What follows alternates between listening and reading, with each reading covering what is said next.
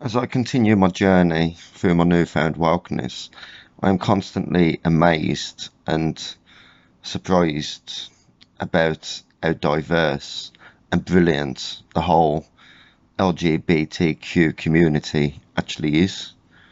For me, it's brilliant, and I've learned so much through listening to people that are woke, because they're more sociably aware and they're more caring people, and they're just better people, in my opinion.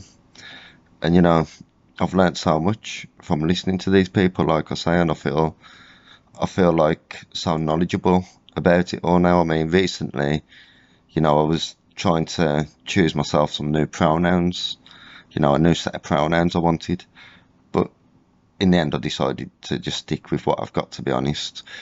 But when I was doing a bit of research to choose my pronouns, I was trying to choose what pronouns fitted me best. I learned so much about gender, because I used to just think, gender was just male and female, obviously. I think that's what most people believe, especially as children. But, it's not. There's a huge spectrum of different genders and different types of people that live. And it's a surprisingly diverse spectrum as well. You know, there's so many different kinds of genders and so many pronouns now that really it's getting hard to keep up. And considering there was only two, if you go back 20 years ago, maybe, there was two. Now there's just like literally hundreds, and it's absolutely brilliant. I mean, obviously, we all know the two most famous genders, which are male and female, which in my opinion is boring.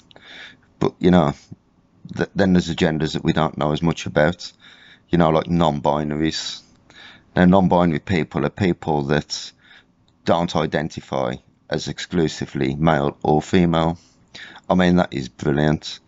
So then you have gender fluid individuals. Now, gender fluid individuals are people whose gender shifts and fluctuates over time. So they don't even know what gender they're going to be in the next couple of months, let alone the next week, because I'm gender fluid. So the change from gender to gender, which I found so fascinating and interesting. I mean, so these are gender fluid individuals, and then you've got agender, which are individuals that don't even have a gender. So you've actually got a gender for people that don't have a gender. I mean, this is some real progressive stuff. And then you've got bigender, which are individuals that identify with two genders. I don't know what two genders. I don't know if that just means male and female, or if they can identify as, I don't know, agender and gender fluid at the same time. So you could say your gender fluctuates, but you don't even have one. I mean, that is fantastic. And I know some people might think that this is confusing, but this isn't really that confusing when you learn about it. It's just really interesting.